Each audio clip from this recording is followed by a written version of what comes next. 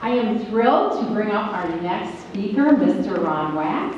Ron is the CEO of Microbusiness Strategies, an international consulting firm based in Minneapolis and San Jose, California. He is the author, instructor of 2 entrepreneurial books and 4 networking books, and was recognized for his expertise by the Aspen Institute in Washington, D.C. and the US SBA.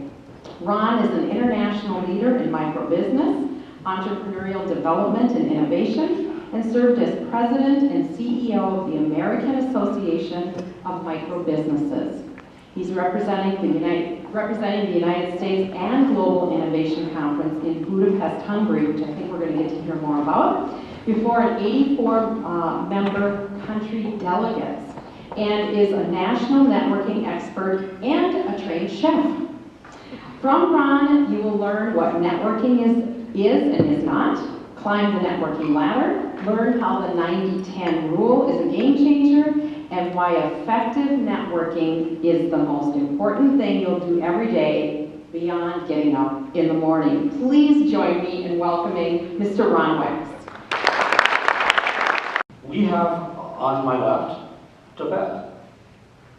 We have on my right, Laura. They're going to help us do a little demonstration. Why don't you remove the lids for those? And Kevin, ladies and gentlemen, you honor me with your attention. I very much appreciate being here today.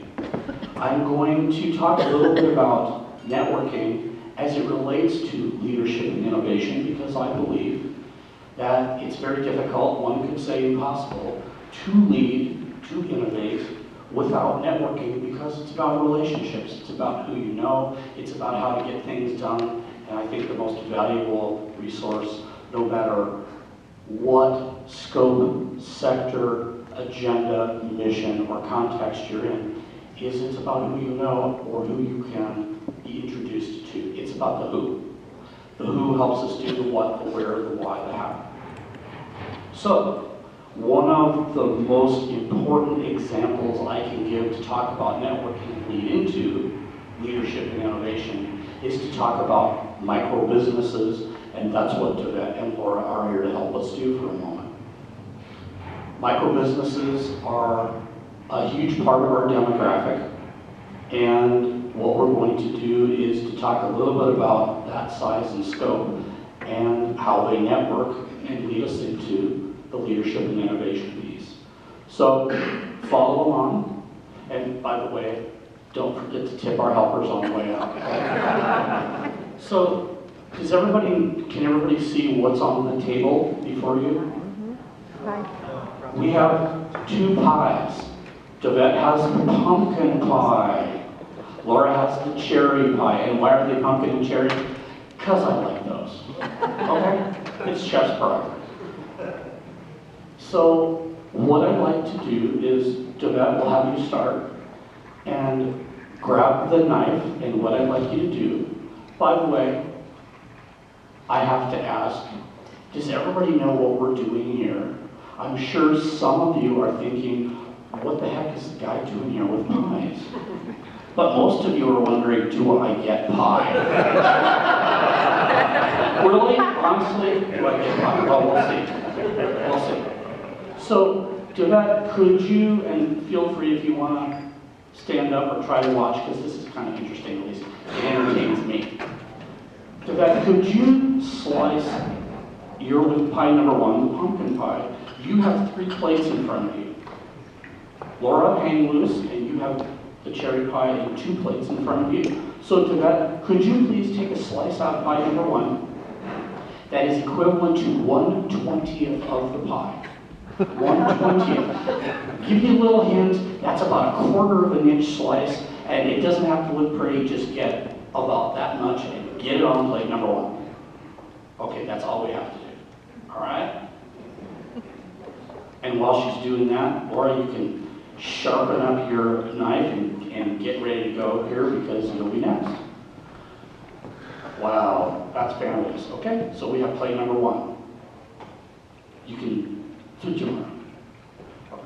So, plate number 2, what I'd like you to do, Tibet, is put the knife down, and then grab a little piece of crust that is no larger than a dime, and then put that, just without the knife, just grab it with your hand, little piece of crust, no bigger than a dime, put it on plate number 2.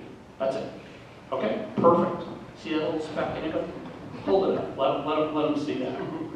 And then on plate number 3, Devette, I'd like you to pick up the entire pie in the pan and put it on plate number 3. Pick it up, put it right on plate number 3. There you go. No. Okay. I was going to have to do this. It works out. Okay. So we have plate number 1. So you can see plate number 1 has a little teeny sliver. Plate number 2 has a little piece of crust. Plate number 3 has the entire rest of the pie, although I've never seen an upside down microbusiness.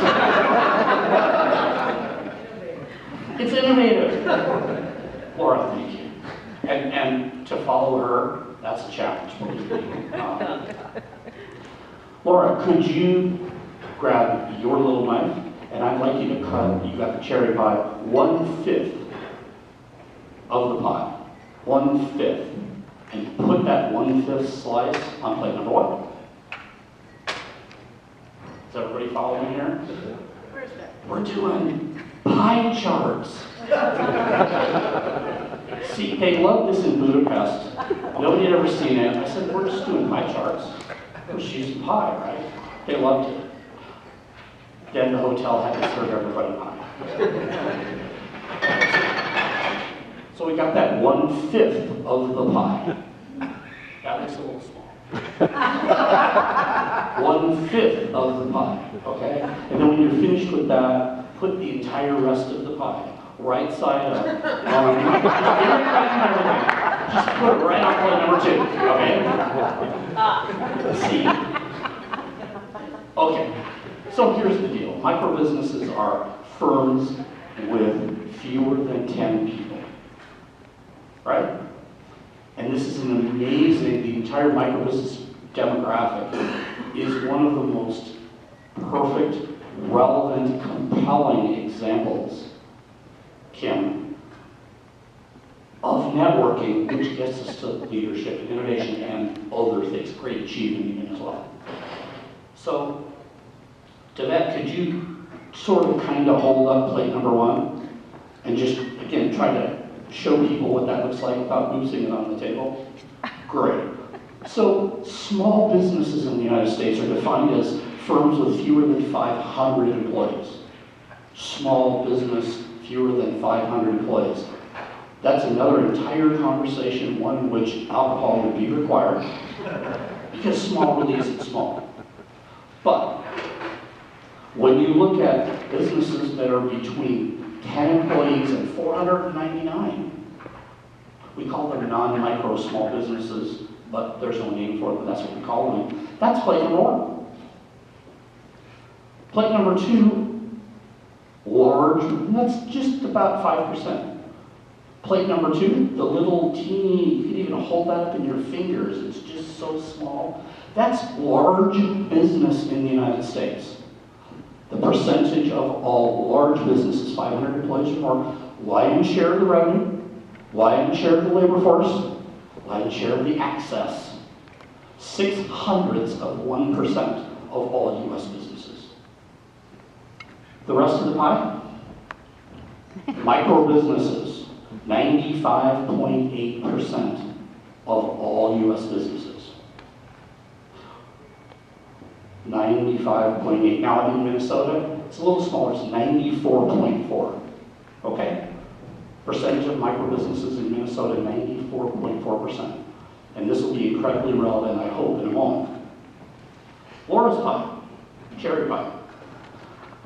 Who knows what a non-employer business is?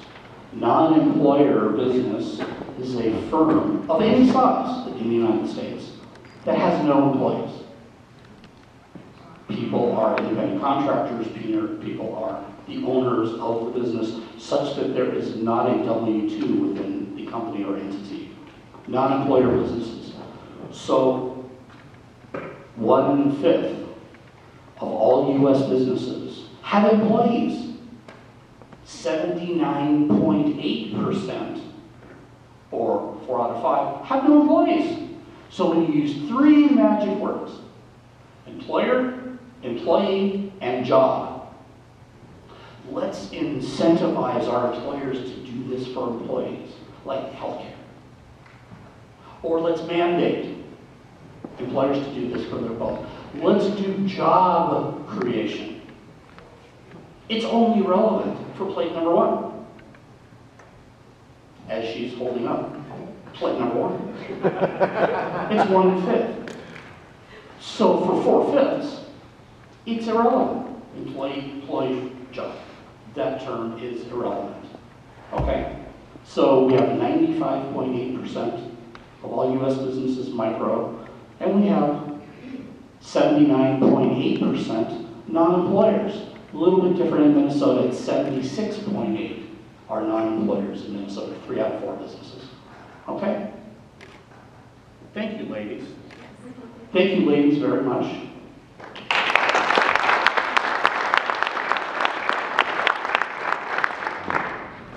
I know sometime soon I'm going to owe you both. Okay? Why is this relevant? Because micro-businesses use networking as a platform. Typically when large entities need work done, almost always, generally speaking, they hire employees. Some exceptions, but most of the time, they hire employees. When micro-businesses need work done, they hire other micro-businesses. Rarely do micros, the big pie there, rarely do they hire, rarely do they create jobs. You get a gig. Someone calls me, I say, Judy, I'm going to maybe get this gig. I can't do half of this stuff, but I know you can, or I know you know somebody who can. Could we form an alliance? Or can we pull some people up? So I have a design firm in Bloomington. 4 people, husband, wife, owner, 2 employees. 4 people. They have 51 designers, artists, illustrators, professionals that are part of the firm. They have a 55-person firm. That's the talent. That's the capacity that they have. They only have 4 people in the building. That's how micro-businesses operate. So to get a gig and to make virtually all the decisions that the micro-business demographic makes, it does through networking. Networking, here's the point. Networking is a platform, it's a foundation, it's an operating system.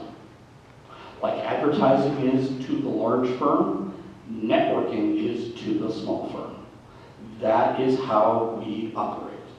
And I throw in smaller firms, companies, 20, 30, 40 employees, they're all smaller firms. So, networking is an operating system, it is the way that this demographic functions.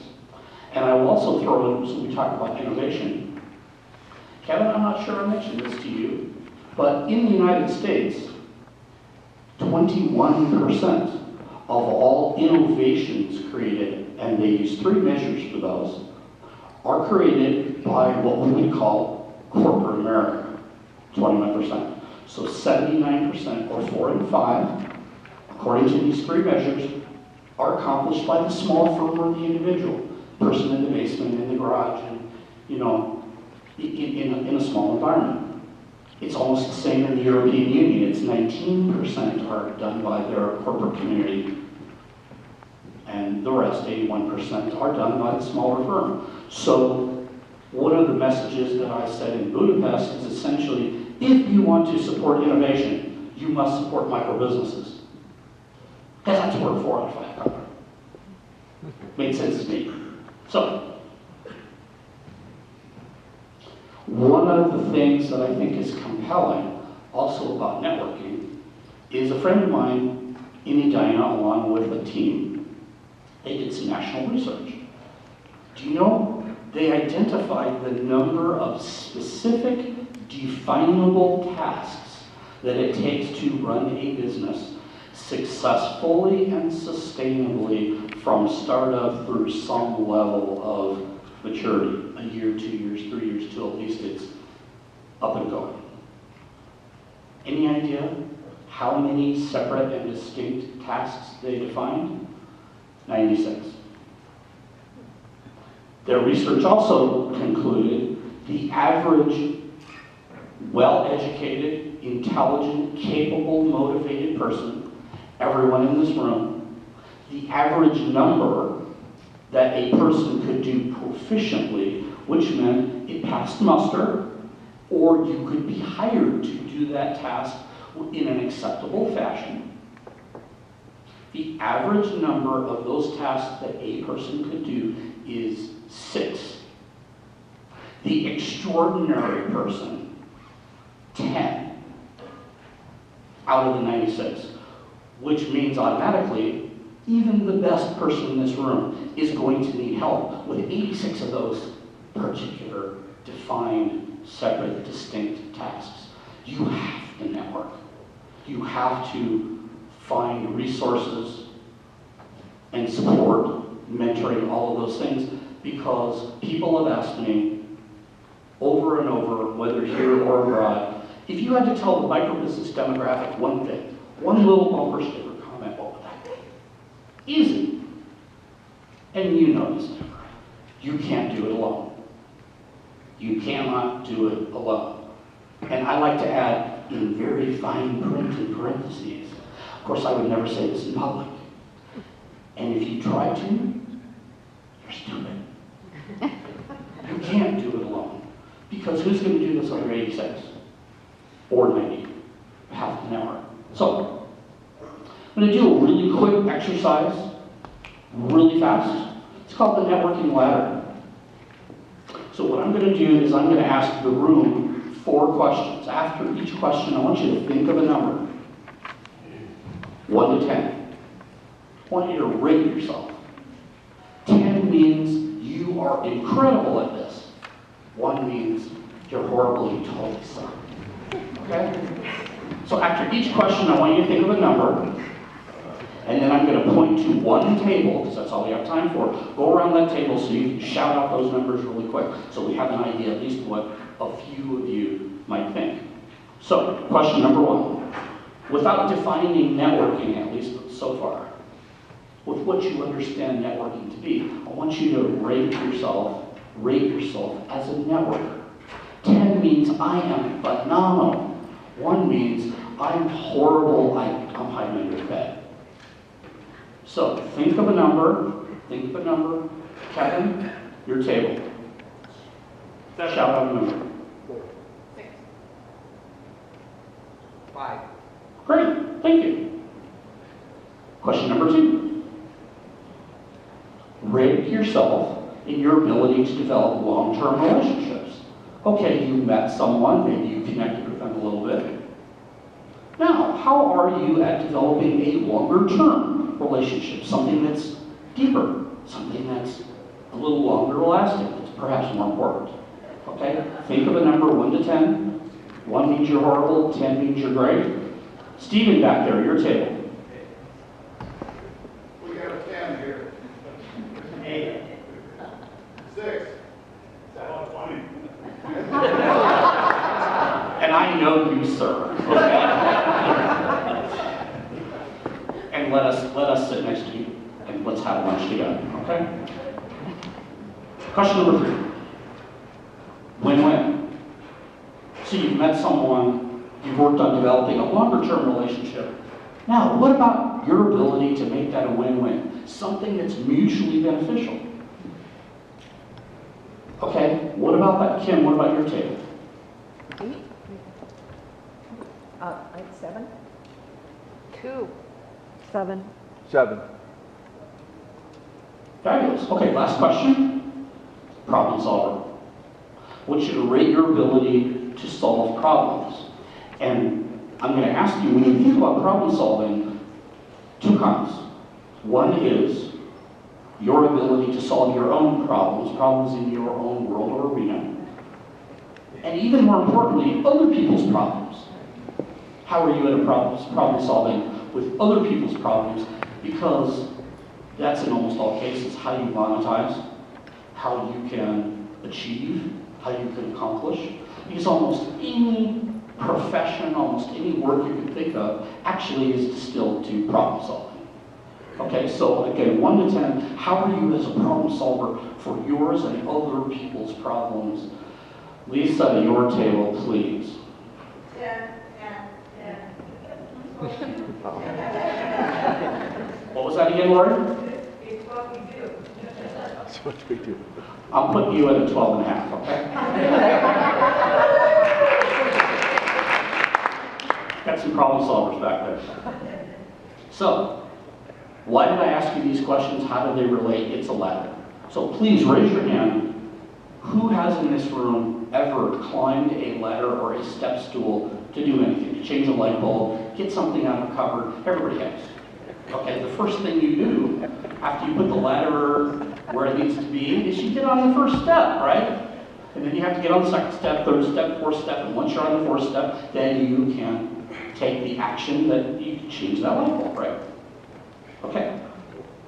So, I maintain that this is the networking ladder that you connect, you network, you develop that conversation, at least that meeting, then it becomes long-term, then it becomes mutually beneficial, and then it turns into problem solving. And only when you are doing those things and you are on step 4 and doing step 4, I maintain then you are effectively networking. And people ask me, particularly the 41 millennial young people that I mentor, about half of whom are international students, what about social media? We network all the time. No.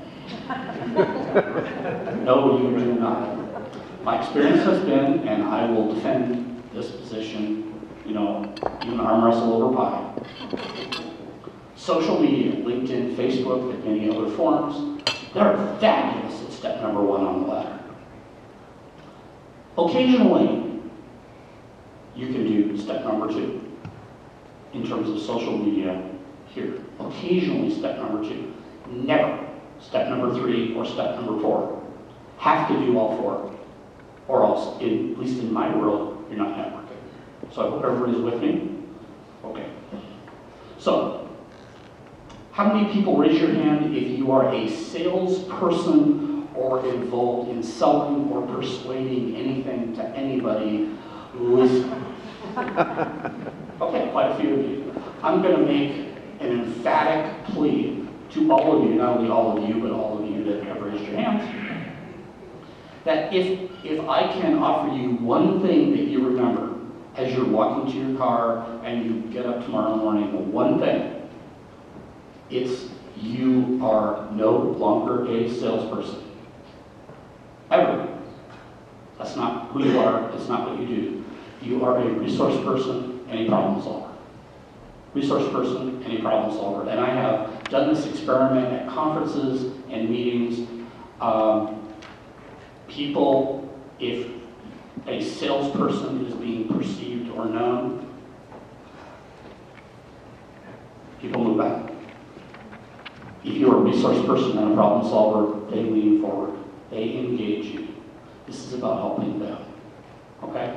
A couple more things that we will suggest.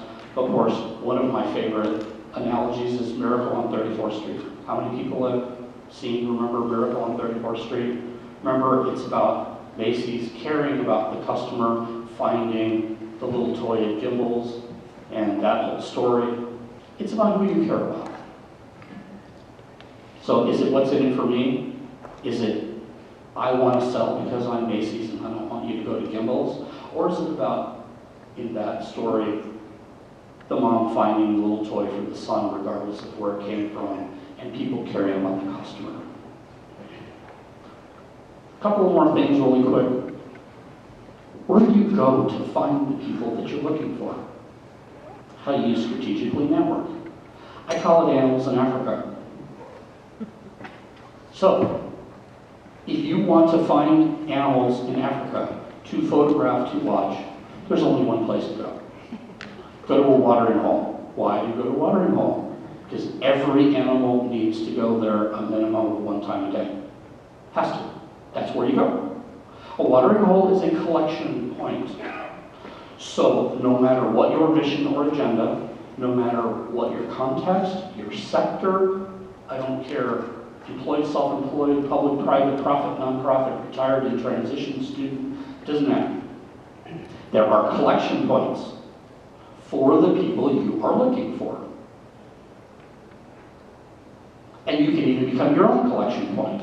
And there's a whole welcome wagon thing I love to do, and there's a way you can become your own collection point, but collection points can be places, they can be organizations, like Kevin's organization, they can be specific, they can be a restaurant or a club, or they can even be a publication or a website. It is a collection point of those who are most likely to be people of your interest or those you serve. And if anybody has any questions about those collection points, I'd love to visit with you later today. I'll leave you with this, the 90-10 rule. So you are in a room full of people, and who do I talk with, and how do I talk with them? This is what I'd like to leave you with. I had the opportunity last fall to speak in Boston.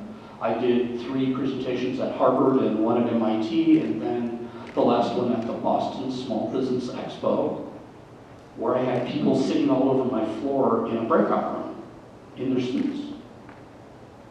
And I said, there were 2 minutes left in the session, and I said, let me leave you with the 90-10 rule, because outside that door, there are 8,000 attendees and 250 businesses, and I said, raise your hand if you have a mission or agenda and you know what that is. Do you have a mission or agenda, and do you all know what it is? I'm seeing lots of heads. Okay, at least you would know what you're looking for, you know what you're going to ask for. So I said, before you come out, before you go out to those probably 9,000 people, let's talk about the 90-10 rule. 10% of the time you go out into this audience or into that spirit, 9,000 people, and you will find about 10% of the time one person with whom you can directly exchange something of value. There's a buy-sell, there's an ask and hire, there's something in which you can relate directly to, there's a match. Maybe 10% of the time. 90% of the time, it's someone they know. It doesn't have to be who they know, who they know, who they know. Someone, I'm looking at you, Judy, it's someone you know. That's it. So how do we ask? Well, we've all been in a strange city, in an unfamiliar city. It's universal, where you don't know where you're going. You walk up to somebody, anybody, and you say, gee, do you know where such and such place is? You ask for directions. And you're only going to get 1 of 2 responses. They either don't know, or they'll say, sure, Judy, you go down there 3 blocks, you turn left, you go down 1 block, you're right there. And you say, thank you so much. And they say, sure, welcome to our city. And then you part ways. You're not asking them to take you there, because that's the hard ask. The easy ask is, could you point me in the right direction? Same thing with a restaurant. Kevin, you're looking for the Italian restaurant in a new city. Where do I go? They give you a recommendation. You're not asking them to buy you dinner. You're asking them to point you in the right direction. So, when you were in that group of people, and when I told my Boston people, go out there and ask them, here's what I'm looking for. Could you please guide me? Could you please point me in the right direction? Who do you suggest I speak with? I heard from almost every one of those 115 people. They exceeded their expectations, not only because they asked the right questions and they got referrals and they got answers, but they felt so much more confident and comfortable, Teresa. And they all hit home runs. I've never seen anything like it. My iPhone was full of texts, and it was a fabulous kind of situation because they were asking the soft ask. And if somebody might say, gee, I think I might be interested, well, there's your 10%. Folks, try to work with the 90%. Ask, who can you point point me in the right direction to? Who can you guide me toward? Who do you think would know that? You will get a lot of attention, a lot of respect, and you will get a lot of action. I will be happy to answer any questions that folks have during the day, and I thank you so much for your attention.